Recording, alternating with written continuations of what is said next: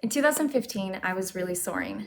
I was 32, had just gotten married, started my nonprofit I'll Grow First, which empowers people with the tools to take charge of their trauma recovery care, accumulating my career in anti-sex trafficking efforts and storytelling. I had just signed with my first book agent about searching for my biological family, whom I had just found, and I was in my dream graduate program on my way to studying a doctorate in trauma and neuropsychology with Harvard Medical School. Now, growing up in a home with abuse and addiction, having my entire immediate family pass by the time I graduated from high school, now, a half a lifetime later, that year felt like I had reached my moment. Everything was falling into place until everything fell to pieces. It started subtly at first, not remembering things, misplacing items, then becoming more disorganized, not just with work, but like everyday things, like how to get dressed in the morning. I was embarrassed that I couldn't adult anymore. I wasn't myself. I started getting snappy, more isolated and depressed. 2 years went by and my life was really crumbling. I was crumbling. Around this time, I was at a cafe and saw a bookshelf with free books and one that was called Brain on Fire. The only reason I picked it up was that I was studying neurology in my program. I had no idea what it was about. I flipped open to a page at random and caught one sentence where the author Susanna talks about her partner noticing she was having temporal lobe seizures because of the way her mouth moved. While standing in that coffee shop, a ludicrous thought crossed my mind. Could my anxiety really be seizures?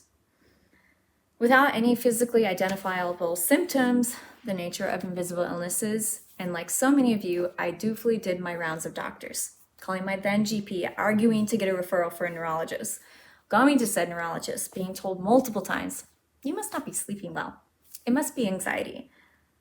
Well, which came first, the insomnia or the anxiety? Maybe you have ADHD. You should go to a psychiatrist. No, something just didn't feel right about these hypotheses.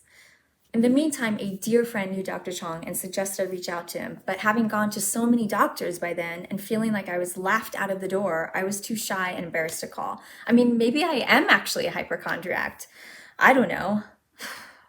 On a desperate whim, I tweeted at Susanna, and to my surprise and endless gratitude, she responded and recommended Lenox Hill. When I first called to set up an appointment, I almost hung up before Star picked up and asked if I was having seizures. All I could offer was, I think so.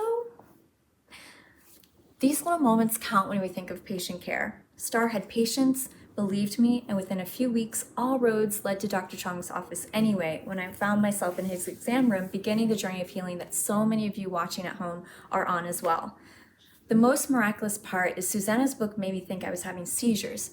The reason I was having seizures happens to be autoimmune, just like hers. From my work with trauma survivors, I know that first moment of insight and curiosity about healing, that first moment of the audacity of hope, of wow, maybe I can get my life back. Maybe I can feel better.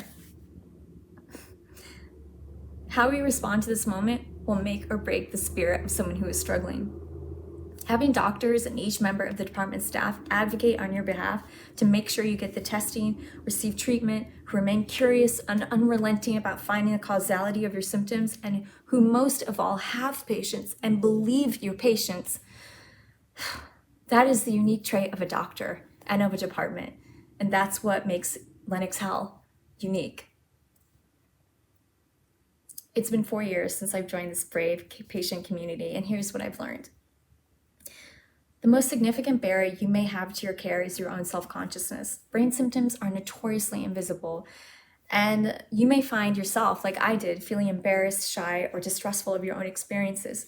This is the fight of your life, so fight for your life. Speak up and self-advocate. Health is your right. Be relentless about your healing, and if something doesn't feel right with your doctor, trust your instincts.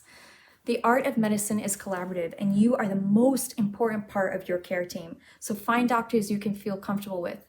And remember, we're all on your side. Everyone's collective goal is for you to get better and lead a fulfilling life. So I say to you sitting at home, you who are exhausted and wondering, is this ever going to get better? I can offer you this. I am not fully healed.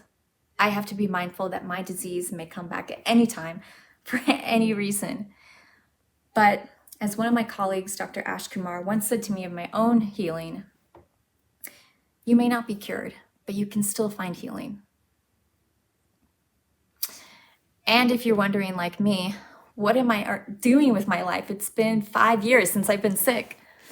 I'll offer this to you.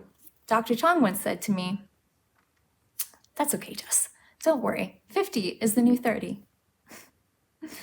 That's wisdom.